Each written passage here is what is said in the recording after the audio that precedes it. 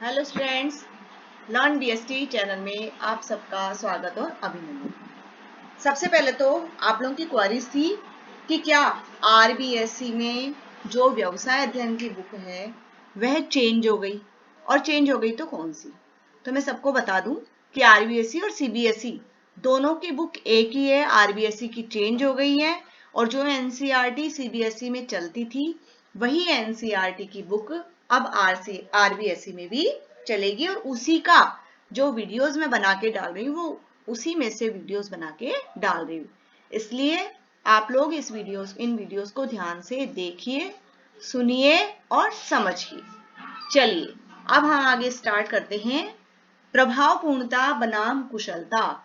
यहाँ दो शब्द हैं, प्रभावपूर्णता और दूसरा है कुशलता। अर्थात प्रभावपूर्णता और कुशलता में क्या अंतर है। ये दोनों शब्द अलग अलग हैं, लेकिन फिर भी एक दूसरे से क्या है, रिलेटेड है, संबंधित है। प्रबंध के लिए प्रभावी होना भी उतना ही महत्वपूर्ण है और क्षमतावान होना भी उतना ही महत्वपूर्ण है।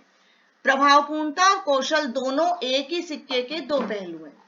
इसलिए प्रबंध अगर श्रेष्ठ करना है तो उसके लिए प्रभावपूर्णता भी होना आवश्यक है और कौशल का होना भी आवश्यक है, और इन दोनों पक्षों में संतुलन होना भी आवश्यक है।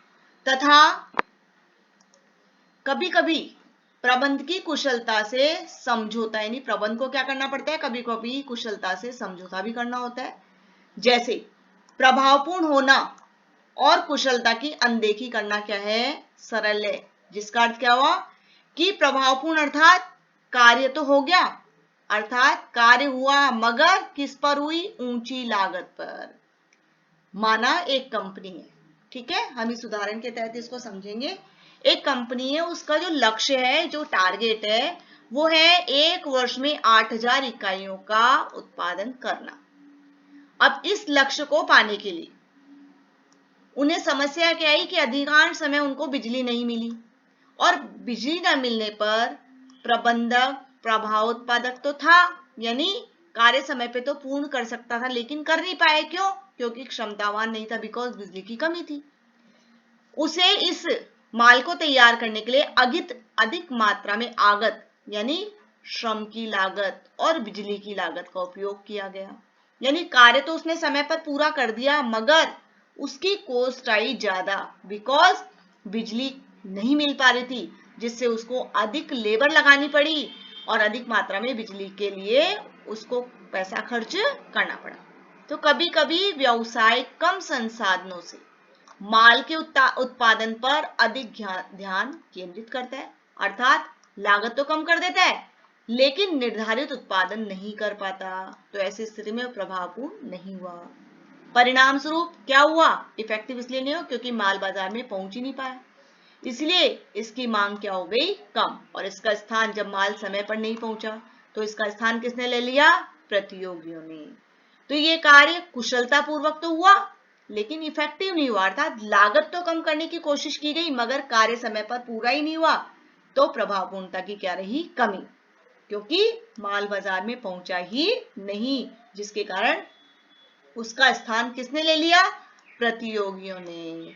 इसलिए न्यूनतम लागत पर प्रबंधक के लिए लक्ष्यों को प्राप्त करना क्या होता है, अधिक महत्वपूर्ण था। जो कुछ उसके संसाधन है उन संसाधनों को इस प्रकार से उपयोग ले ताकि कार्य समय पर भी पूरा हो जाए और कॉस्ट भी क्या है, कम। तो ऐसी स्थिति में प्रभावपूर्णता और कुशलता दोनों का ही संतुलन बना रहेगा। साधारणतः उच्च कार्य कुशलता के साथ, यानी अधिक से अधिक कार्य श्रेष्ठ हो, इसके साथ उच्च प्रभावपूर्णता भी होती है, जो कि सभी प्रबंधकों का क्या है, एक लक्ष्य है।